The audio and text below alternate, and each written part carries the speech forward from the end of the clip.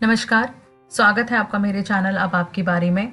आज जो मैं आपके लिए वीडियो लेकर आई हूँ वो है इन्फॉर्मेशन जो कांस्टेबल की वैकेंसी निकल रही है बिहार में, गवर्नमेंट ऑफ बिहार में। देखिए ये इनकी वेबसाइट है csbc.bih.nic.in। इसका लिंक मैं अपने जो वीडियो के डिस्क्रिप्शन है उसमें भी शेयर करूँगी, तो आप वहाँ से भी क्लिक करके देख सकते हैं। ये इन्होंने एक रिसेंट ओपनिंग निकाली है और इसका जो फॉर्म है वो 19 तारीख से मतलब कल से भरना शुरू होगा और आपके पास पूरा एक महीना है इसको पूरा करने के लिए। लेकिन इसका मतलब ये नहीं है कि आप पूरे एक महीने तक वेट करिए। अब मैं आपको शो करती हूँ कि इसमें क्या डिटेल्स हैं, इसमें क्या सारी चीज़ें हैं जो आपको देखने वाली हैं, और अगर आपको बिल्कुल फिट बैठता है तो आप इस पोजीशन के लिए अप्लाई कर सकते हैं। देखिए जब आप इस पर क्लिक करेंगे ना तो ये एडवर्टीजमेंट देखिए यहाँ खुल जाएगा। अब मैं आपको बताती हूँ। देखिए ये सिपाही भर्ती का निकाला है बिहार गवर्नमेंट ने और यहाँ पे इन्होंने लिखा है ये, अगर आप देखें मद्य निषेध, तो मद्य निषेध जो सिपाही है उसकी भर्ती निकली है। और यहाँ पर देखिए जो वेतन है वो लेवल 3 के हिसाब से है और वेतन जो है वो 21,700 के से लेकर 53,000 के बीच में होगा और करीबन 365 इसकी वैकेंसी या आप कह लीजिए जो रिक्तियाँ हैं वो निकाली हैं। और ये होगा मद्य निषेध सिपाही, जो विभाग होगा मद्य निषेध उत्पाद एवं निबंधन विभाग में। तो चलिए इसकी और आगे मैं आपको जानकारी देती हूँ। तो देखिए इसमें सबसे पहले ये है कि वो ये कह रहे हैं कि आपको भारतीय नागरिक होना ज़रूरी है, चाहे आप पुरुष हैं, महिला हैं, या अगर आप थर्ड जेंडर जिनको हम हिजड़ा भी बोलते हैं तो वो भी अप्लाई कर सकते हैं या आवेदन इसका भर सकते हैं। और देखिए अब इसमें आपके क्या क्वालिफिकेशन होनी चाहिए, शैक्षणिक योग्यता क्या होनी चाहिए। देखिए उसमें वो कहते हैं कि इस 1 जनवरी 2021 के बाद से वो आपका योग्यता चेक करेंगे और उसके हिसाब से इंटरमीडिएट होना चाहिए, 12वीं पास होना चाहिए आपको, और या तो बिहार राज्य सरकार के थ्रू या फिर मदरसा बोर्ड के थ्रू आपके पास प्रमाण पत्र होना चाहिए या संस्कृत बोर्ड के हिसाब से आपके पास होना चाहिए। तो जो भी एक जो ऑर्गेनाइजेशंस होती हैं और जो आपको प्रमाण पत्र देती हैं, मान्यता प्राप्त प्रमाण पत्र देती हैं, तो उनका आपके पास सर्टिफिकेट होना चाहिए कि हाँ 1 जनवरी 2021 के बाद जो है आप 12वीं पास हो चुके हैं, तभी आप अप्लाई कर सकते हैं। अब इसमें आगे को देखते हैं। देखिए उन्होंने इसमें लिखा हुआ है कि इसमें जो है आपकी उम्र, उन्होंने कितने आप अप्लाई कर सकते हैं, किस उम्र के हिसाब से आप अप्लाई कर सकते हैं इसमें। तो देखिए उसमें जो भी आपकी 10वीं या उससे समकक्ष जो आपका उसमें मार्क्स होंगे, प्रमाण पत्र में जो आपकी आयु लिखी होगी उसके हिसाब से वो आपको कंसिडर करेंगे। देखिए जैसे यहाँ पर मैं आपको बता देती हूँ कि अगर जो जनरल कैटेगरी के होते हैं, जिनको सामान्य या अनारक्षित कैटेगरी में बोला जाता है, तो अगर पुरुष और महिलाएं, उनकी जो न्यूनतम उम्र है वो 18 वर्ष और अधिकतम 25 वर्ष की होनी चाहिए। जो पिछड़ा वर्ग और अत्यंत पिछड़ा वर्ग आ जाता है, बैकवर्ड क्लासेस और अदर बैकवर्ड क्लासेस, तो उसमें पुरुषों के लिए जो उम्र का ब्रैकेट है वो 18 साल से लेकर 27 के बीच में है। और यही सेम में अगर महिलाओं की बात करें तो उसमें 18 से लेकर 28 वर्ष तक है। जो अनुसूचित जाति और अनुसूचित जनजाति है, social tribes and social caste, उसमें जो पुरुष और महिलाएं हैं और जो थर्ड जेंडर हैं, उनका जो न्यूनतम जो उम्र है वो 18 से 30 के बीच में होना चाहिए। अब देखिए यहाँ पर वो कह रहे हैं कि आपको कि जैसे बिहार के जो अभी करंटली जो अभी सरकारी सेवक हैं और वो एक लेवल ऊपर जाना चाहते हैं, उच्चतर पोस्ट लेना चाहते हैं, तो उसमें जो है उनको जो आयु सीमा है उसमें 5 वर्ष की छूट दी जाएगी। लेकिन जो उसमें जो अभी आप जिसमें भी वो अभी करंटली काम कर रहे हैं, जो नियमित सेवा में है, उसमें न्यूनतम उनका 3 वर्षों की अवधि पूरी हो तभी वो अप्लाई कर सकते हैं। देखिए ये लिखा हुआ है यहाँ पर। अब देखिए यहाँ पर यह है कि सभी वर्गों के लिए अगर दिव्यांगता अगर आता है, चाहे वो आरक्षित है अनारक्षित है, तो उसमें जो अधिकतम आयु सीमा है उसमें 10 वर्षों की छूट दी जाएगी। तो जो ये राज्य के अगर बाहर के जो दिव्यांग अभ्यर्थी हैं, उनकी गणना जो है वो अनारक्षित श्रेणी के रूप में ही की जाएगी। तो ये आप ध्यान रखिएगा जब आप इसको अप्लाई करेंगे, और अगर आप दिव्यांगता कैटेगरी में आते हैं तो आपको ये ध्यान रखने वाली बात है।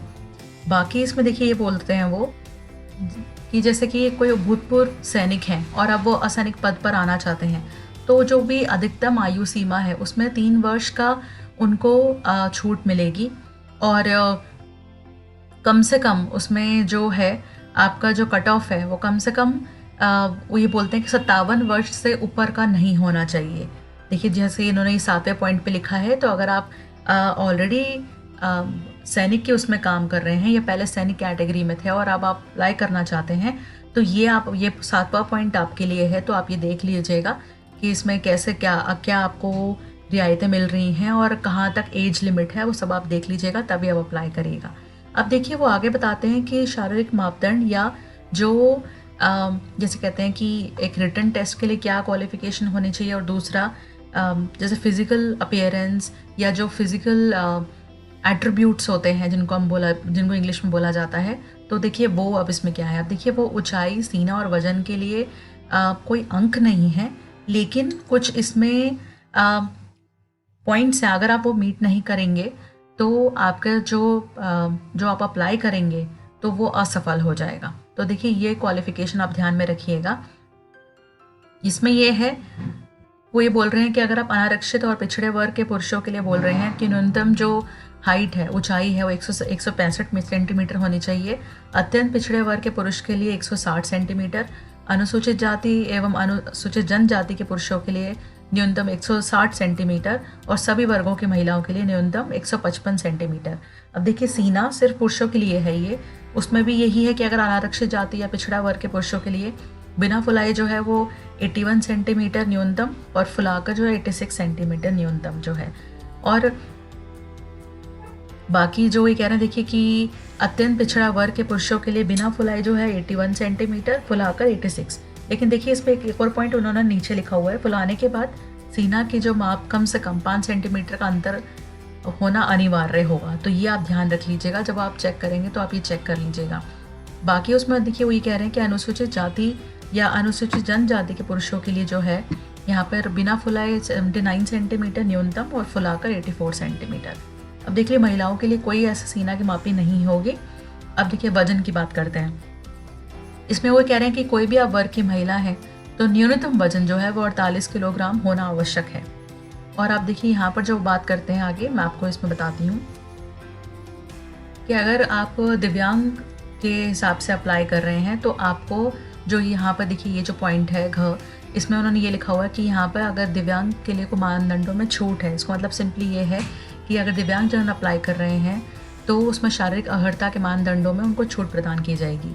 और ऐसे देखिए अगर आप किन्नर कोथी, हिजड़ा या ट्रांसजेंडर वर्ग से आप अप्लाई करेंगे तो इसमें वो कहते हैं कि उसमें वो देखिए लिखा भी हुआ है उन्होंने कि शारीरिक मापदंड तथा शारीरिक दक्षता परीक्षा का मापदंड पिछले वर्ग की महिला अभ्यर्थियों के समान होंगे। तो जैसे अभी हमने अभी बताया था महिलाओं के हिसाब से, तो वो इसमें माना जाएगा।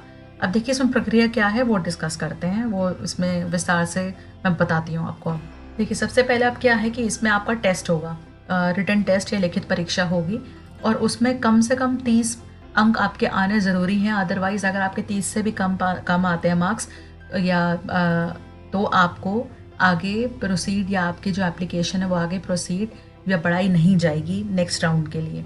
तो देखिए इसमें जो रिटन टेस्ट है ये इसका जो स्तर है वो बिहार विद्यालय परीक्षा समिति की 10वीं कक्षा के हिसाब से होगा या समकक्ष स्तर का हिसाब से होगा। और ये जो ये टोटल मार्क्स होंगे इसके वो 100 अंकों के होंगे। तो आपका ये जो क्वेश्चन पेपर है, प्रश्न पत्र है, ये 2 घंटे का होगा और इसमें कम से कम 100 जो है अंक का जो ये होगा क्वेश्चन पेपर ये होगा, जिसमें कि हर एक क्वेश्चन का 1-1 मार्क्स होगा। तो ये लगा लीजिए कि 100 क्वेश्चन होंगे। दूसरा वो आपको ये बता रहे हैं कि अगर मान लीजिए कोई जैसे दृष्टिहीन है या कम दृष्टि है जिनकी, उनको एक्स्ट्रा टाइम भी मिलेगा, कम से कम 15 मिनट से लेकर हो सकता है आधे घंटे का उनको टाइम भी मिलेगा। और हो सकता है उनको जो है जो ब्रेल कहा जाता है या जिनको श्रुति लेखक की व्यवस्था उनके लिए करवाई जाएगी, ये कहा जा रहा है। अब देखिए उसमें ये कह रहे हैं आपको कि जो इसका पाठ्यक्रम है लिखित परीक्षा में, जो मैंने आपको पहले ही बताया है कि इसमें जो स्तर है वो 10वीं कक्षा के हिसाब से होगा और इसमें हिंदी, अंग्रेज़ी, गणित, सामाजिक विज्ञान और विज्ञान। देखिए इसमें अगर आप ये वाला पॉइंट देखेंगे, सामान्य ज्ञान एवं समसामयिक मामले में संबंधित जो इसमें जो क्वेश्चन होंगे, जो प्रश्न होंगे, वो इस हिसाब से होंगे। अब देखिए इसमें ये है, यहाँ लिखा हुआ लिखित परीक्षा में 30% से कम अंक प्राप्त वाले अभ्यर्थी शारीरिक दक्षता परीक्षा के लिए असफल घोषित कर दी जाएंगे। तो 30% जो है वो 30% है वो कम से कम आपके मार्क्स होने चाहिए, 30 मार्क्स कम से कम होने चाहिए इसको आगे अपनी एप्लीकेशन को आगे बढ़ाने के लिए। अब देखिए आगे देखते हैं इसमें।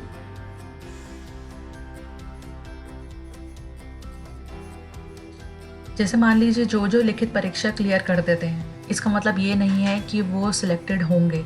उसके बाद अगर आप ये क्लियर कर देते हैं तो उसके बाद आपका जो है शारीरिक योग्यता परीक्षा भी होगा और उसके बेस पर फिर आगे और जो है आपकी एप्लीकेशन प्रोसीड होगी।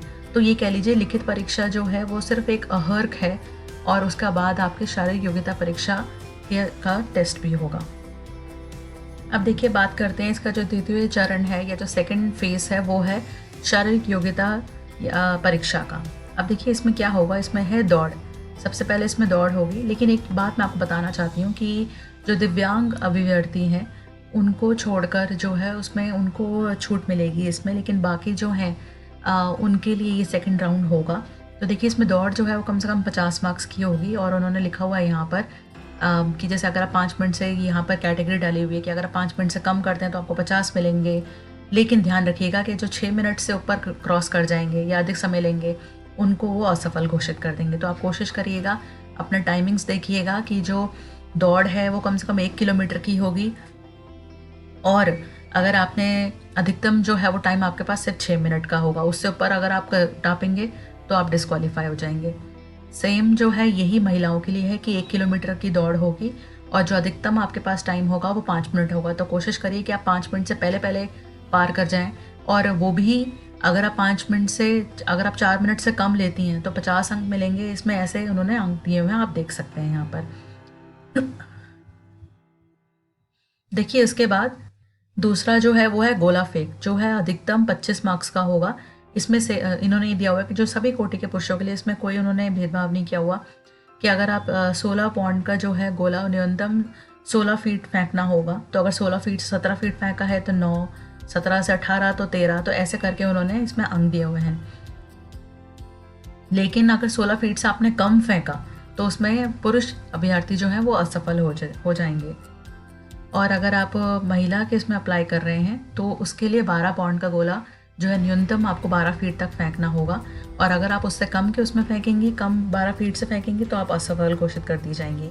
तो ये आप देख लीजिएगा और उस हिसाब से आप अपनी तैयारी करिएगा। अब देखिए यहाँ पे ऊंची कूद की बात करते हैं। ऊंची कूद में अधिकतम जो है 25 मार्क्स मिलेंगे आपको और अगर आप पुरुष के उसमें अप्लाई कर रहे हैं तो इसमें न्यूनतम जो ऊंचाई है 4 फीट। तो अगर आप 4 फीट है तो 13 अंक मिलेंगे। 4 फीट अगर आप बढ़ते जाएंगे आगे, जैसे 4 फीट 4 इंच पे कूदते हैं आप तो 17 अंक, तो ऐसे आप देखिएगा। लेकिन अगर 4 फीट से कम होगा तो आप असफल हो जाएंगे। यही अगर महिलाओं की बात करी जाए तो जो न्यूनतम ऊंचाई है वो 3 फीट होगी। तो अगर 3 फीट से ज़्यादा ही कोशिश करिएगा हो, 3 फीट से 4 फीट के बीच में हो, 4 फीट वालों को ज़्यादा अंक मिलेंगे, मार्क्स मिलेंगे। लेकिन अगर 3 फीट से कम कूदें तो आप असफल घोषित कर दी जाएंगी। तो देखिए ये जो है ये आप ध्यान रखिएगा और अगर जब उसी हिसाब से आप प्रिपरेशन करिएगा। इसमें देखिए गौर करने वाली बात ये है कि जैसे हमने देखा कि यहाँ पे 3 स्टेप्स होंगे, जो आपकी शारीरिक परीक्षा होगी उसमें 3 होंगे। तो अगर जिनकी दौड़ पूरी हो जाएगी वो भी नियमित समय के हिसाब से उन्हीं को ही गोला फेंक और ऊंची कूद में जो है पार्टिसिपेट करने का मौका दिया जाएगा। लेकिन इसमें यह है कि जो गोला फेंक है और ऊंची कूद है इसमें आपको 3 मौके दिए जाएंगे, तो आप ये ध्यान रखिएगा। तो जो दौड़ है वो आपको टाइम से पूरी करनी होगी, पूरे नियमित समय से पूरी करनी होगी, ताकि आप इन दोनों में भी जा सकें और टाइम से उसको पूरा करके आप आगे मूव कर सकें।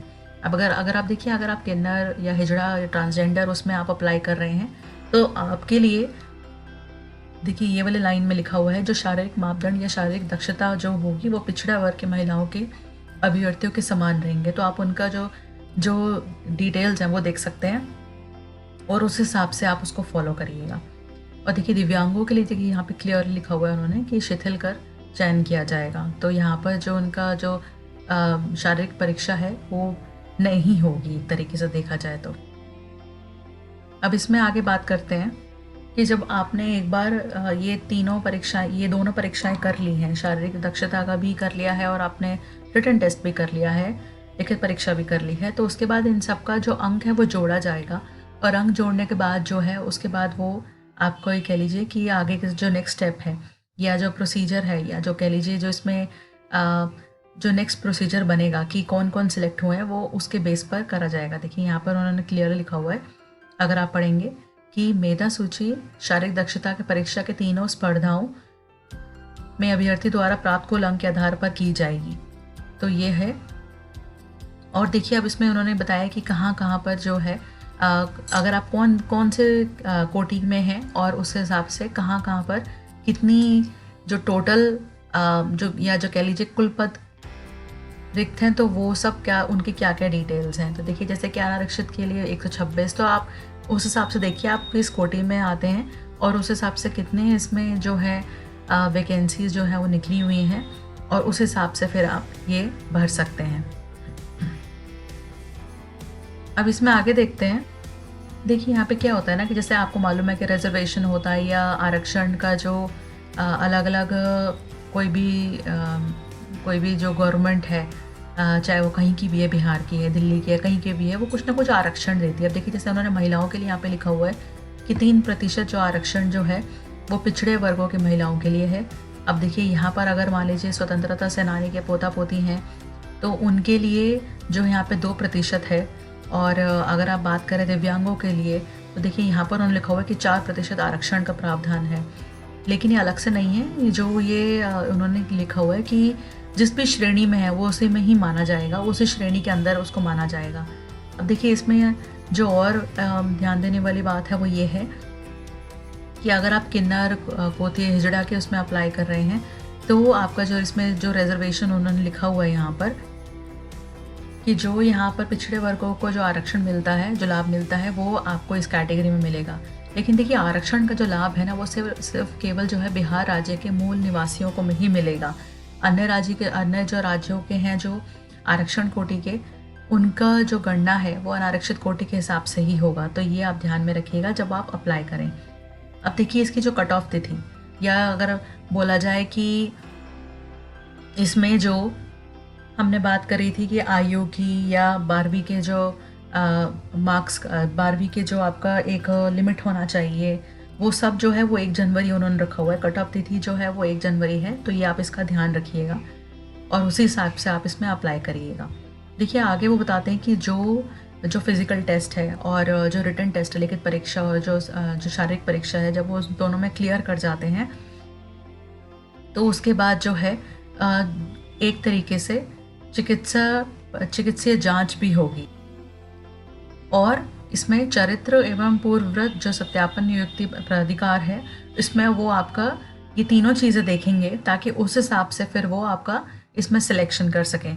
तो आप ये ध्यान रखिएगा कि जब वो अगर मान लीजिए कोई ऐसे डॉक्यूमेंट मांगते हैं या कोई टेस्ट होता है तो आपके पास जो भी डॉक्यूमेंट्स हैं वो कुछ भी फेक ना हो, या अगर आप कोई बात बताने वाली है तो आप बता के चलें। अदरवाइज़ जैसे मान लीजिए अगर आप सिलेक्ट हो जाते हैं, आप नियुक्त हो जाते हैं और बाद में पता चलता है तो वो फिर आपको डिस्क्वालीफाई कर सकते हैं। देखिए इसमें जो नेक्स्ट पॉइंट है वो ये है कि वही कहते हैं कि जब आप रिटन टेस्ट के लिए, लिखित परीक्षा के लिए आएंगे या फिजिकल टेस्ट के लिए आप आएंगे शारीरिक परीक्षा के लिए, तो आपको कोविड से रिलेटेड जितने भी प्रोटोकॉल्स हैं, या बोला जाए तो उससे जो बचाव के जो एक जितना भी हमें बोला जाता है कि सोशल डिस्टेंसिंग रखना है, मास्क पहनना है, हैंड सैनिटाइज़र, ये सब आप ध्यान रखिएगा। और खाने पीने का भी आपको खुद अरेंजमेंट करना होगा, आने जाने का भी आपको खुद देखना पड़ेगा। इसमें प्रशासन कोई इसमें आपका मदद नहीं करेगा। अब देखिए इसके जो प्रक्रिया है वो ऑनलाइन अप्लाई करने का है। जो आप आवेदन करेंगे वो ऑनलाइन ही करेंगे और ये कल से यानी कि 19 दिसंबर 2021 से शुरू होगा, जो पूरा होगा, जिसकी लास्ट जो डेडलाइन है वो 18 जनवरी 2022 है। तो आप ये ध्यान में रखिएगा। और कल से जैसे शुरू हो रहा है तो आप इसको जितना जल्दी हो, अगर आप पहले का ऊपर का सारा पढ़ लीजिएगा, वैसे तो मैंने मोटा मोटा सारा आपको समझा दिया है, लेकिन फिर भी आप सारा पढ़ लीजिएगा। अगर सब कुछ आपको समझ में आ जाता है, बिल्कुल क्लियर होता है और आप बिल्कुल फिट बैठते हैं तो फिर आप इसमें अप्लाई कर सकते हैं। अब देखिए इसमें बात करते हैं कि आपको इसमें जो है मूल्य कितना देना पड़ेगा। अगर तो वही कहते हैं कि अगर आप मूल निवासी बिहार के हैं और पिछड़ा वर्ग, आर्थिक रूप से कमज़ोर, अदर बैकवर्ड क्लासेस या अत्यंत पिछड़ा वर्ग या अनारक्षित वर्ग के पुरुष अभ्यर्थी या राज्य के बाहर के अभ्यर्थी, चाहे वह किसी भी कोटि वर्ग या के महिला पुरुष हो, अगर वो ऑनलाइन आवेदन पत्र करते हैं तो उसको 675 रुपये देना होगा। और बिहार राज्य के जो है मूल निवासी, ये जो जैसे लिखा हुआ है यहाँ पर, तो अगर आप थर्ड जेंडर या आप इस कैटेगरी में आते हैं जो इसका सेकंड पॉइंट है, तो उसमें आपको 180 रुपये देने होंगे। और सभी वर्ग के जो दिव्यांग अभ्यर्थी हैं वो देंगे 180 रुपये। तो ये आप देख के चलेगा और उस हिसाब से आप इसका पेमेंट करेगा। ये ध्यान में रखिएगा कि पेमेंट जो है वो ऑनलाइन ही होगी और कोई कैश वगैरह कहीं डिपॉजिट नहीं होगा। तो कोई भी ऐसा ना हो कि धोखाधड़ी हो, तो आप ध्यान से करवाइएगा पेमेंट। और ये ना हो कि एक बार आप पेमेंट करवा चुके हैं तो आप बार बार पेमेंट करवा रहे हैं, क्योंकि देखिए एक बार पेमेंट हो गई तो आपको मैसेज आ ही जाएगा। तो आप ये ध्यान में रखिएगा और बहुत सोच समझ के आप पेमेंट करवाइएगा इसकी। और दूसरा देखिए इसमें यह है कि अगर आप सिपाही, अगर जैसे मान लीजिए वो ये आपसे कह रहे हैं कि जब आप पेमेंट करेंगे तो या तो नेट बैंकिंग के थ्रू करिएगा, डेबिट कार्ड के थ्रू करिएगा, और इन दोनों के अलावा आपको और कोई ट्रांजैक्शन आप मत करिएगा, जैसे कैश वगैरह ही मत करिएगा, क्योंकि वो मान्य नहीं होगा। तो ये आप ध्यान में रखिएगा। देखिए यहाँ पर कल से जो मैं आपको बता ही रही थी कि ये लिंक मैं आपसे शेयर भी कर दूंगी, आप इस पर क्लिक करिएगा। इसमें प्रोहिबिशन डिपार्टमेंट है, देखिए इस पर आप क्लिक करेंगे तो पहला ही आर्टिकल होगा, तो आप इस पर क्लिक करेंगे तो कल से जो है इसमें वो आपको जो टोटल एप्लीकेशन प्रोसीजर है वो भी शुरू कर देंगे। तो देखिए जब आप ये ऑनलाइन आवेदन करेंगे तो इसमें आपको ध्यान रखना पड़ेगा कि आपके अगर ईमेल आईडी नहीं बनी हुई तो आप ईमेल आईडी बनवा लीजिए, और मोबाइल नंबर बिल्कुल करेक्ट होना चाहिए। क्यों? वो इसलिए क्योंकि आगे जाके जो भी ये लोग आपसे कॉरेस्पॉन्डेंस करेंगे या आपको कुछ इन्फॉर्मेशन देंगे या कुछ भी आपसे शेयर करेंगे, वो ईमेल और फ़ोन नंबर पे ही शेयर करेंगे। तो इस बात का आप ध्यान रखिएगा कि वो बिल्कुल ठीक होना चाहिए। इसके अलावा देखिए इसमें वो आपसे ही कह रहे हैं कि अगर आपने एक बार एप्लीकेशन भर दी है तो आप उसको बार बार मत भरिएगा, अदरवाइज़ क्या है वो इसको ये समझेंगे कि आप या तो सिस्टम के साथ मजाक कर रहे हैं या फिर आप सिस्टम के साथ खेल रहे हैं, तो वो उसमें आपको रिजेक्ट कर देंगे। दूसरा, जो अगर आपने 10वीं की कक्षा पास कर रखी है तो जो आपको प्रमाण पत्र मिला है, जब आपने अपने डिटेल्स भरिएगा ऑनलाइन, तो देखिए वो सारा उसके हिसाब से भरिएगा, चाहे उसमें पिता या पति का नाम, अपना नाम, आयु, ये सब। और ये ध्यान रखिएगा कि कोई भी इंफॉर्मेशन जो है, देखिए उन्होंने क्लियरली लिखा हुआ है, वो जो है वो मिसमैच ना हो। कि देखिए मान लीजिए आपकी उम्र जो है वो 18 साल की है 10वीं के प्रमाण पत्र के हिसाब से, या मान लीजिए 20 साल की है, और या मान लीजिए 25 साल की है, जो भी है, और इसके हिसाब से आपने जो फॉर्म भरा है वहाँ पे आपने लिख दिया 24, तो देखिए दोनों मैच नहीं होगा, भिन्नता आएगी, तो वो आप एप्लीकेशन रिजेक्ट कर देंगे। तो ये आप ध्यान में रखिएगा। दूसरा इसमें ये है कि गलत आरक्षण कोटि मत भरिएगा, तो इससे भी आपके क्योंकि देखिए अगर आप मान लीजिए अदर बैकवर्ड क्लासेस या शेड्यूल कास्ट, अगर आप इस हिसाब से भर रहे हैं और आपके जो डॉक्यूमेंट्स हैं वो कुछ और बताते हैं, तो उस हिसाब से क्या आपकी एप्लीकेशन जो है वो रिजेक्ट हो जाएगी। तो आप ये ध्यान में रखिएगा। बाकी इसमें देखिए जो उन्होंने ये लिखा हुआ है कि यहाँ पर ऑनलाइन आवेदन पत्र कैसे भरना है, तो कल जब ये रिलीज़ होगा तो इसका मैं सेकंड वीडियो बनाऊंगी, कल इसको रिलीज़ कर दूंगी मैं, जिसमें कि मैं आपको ये शो करूंगी कि आपको जो ये फॉर्म है ऑनलाइन कैसे भरना है, क्या इसमें 2 भाग हैं, क्या क्या इन्फॉर्मेशन है, क्या क्या आपने सावधानियाँ रखनी है, क्या क्या इन्फॉर्मेशन आपके पास होनी चाहिए, क्या क्या उनको डॉक्यूमेंट्स चाहिए होंगे, उस हिसाब से आप इन्फॉर्मेशन भरिएगा, और ताकि जो गलती के चांसेस है वो कम से कम हो और आपकी जो एप्लीकेशन है या आपका जो आवेदन है वो सबमिट हो जाए। तो ये देखिए सारा इन्फॉर्मेशन जो है वो मैं कल शेयर करूँगी आपसे, क्योंकि कल रिलीज़ होगा ये। तो ये आज आप पढ़ लीजिएगा, सब कुछ समझ लीजिएगा, जब बिल्कुल क्लियर हो तभी आप ये फॉर्म भरिएगा। देखिए अंतिम तिथि जो है इसकी 18/1 है, और उससे पहले कोशिश करिएगा कि आप ये जो फॉर्म है ये भर दें। और इसमें देखिए यहाँ पर जो रद्दीकरण है, जो उम्मीदवारी आपकी रद्दीकरण है, इसमें जैसे मैंने आपको बताया कि अगर आपने इन्फॉर्मेशन गलत डाल दी है या सूचनाएं आपने सारी गलत डाल दी हैं वो है, या आपने प्रमाण पत्र में कुछ और लिखा हुआ था, आपने कुछ और इन्फॉर्मेशन डाल दी है, तो उसके बेस पर तो आप ये पढ़ लीजिएगा सारा, देखिए डिटेल में लिखा हुआ है तो ये जो सारी इन्फॉर्मेशन है ये एक समान होनी चाहिए।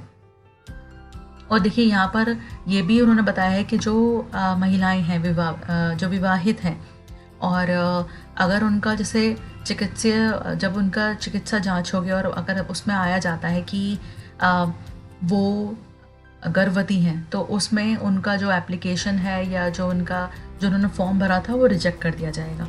तो आप इस बात का ज़रूर ध्यान रखिएगा और उस हिसाब से फिर आप अप्लाई करिएगा इसमें। तो देखिए ये पूरा डिटेल है जो मैंने आपको एक्सप्लेन कर दिया है। आप इसको आराम से दोबारा पढ़ सकते हैं और फिर अगर आपको लगता है कि आप बिल्कुल फिट बैठते हैं तो जो कल मैं वीडियो बनाऊंगी और अब जो कैसे इसको आपने अप्लाई करना है ऑनलाइन, वो मैं आपको सारा नेक्स्ट वीडियो में कवर करके बताऊंगी। तो इसका सेकंड पार्ट के लिए आप वेट करिएगा। लेकिन हाँ, पहले आप ये आराम से देख लीजिए सारा।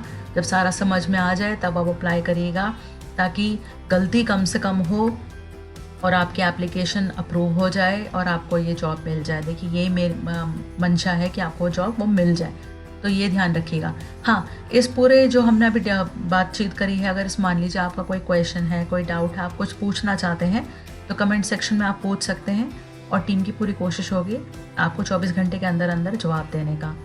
सो thank you so much. Please subscribe करिएगा हमारे चैनल को और ऐसे ही हमारे साथ बनी रहिए, ताकि ऐसे हमें और भी कॉन्फिडेंस मिले आपसे लेटेस्ट से लेटेस्ट जो है इन्फॉर्मेशन शेयर करने के लिए। So thank you so much, take care. Wait करिएगा इसका सेकंड पार्ट का। बाय।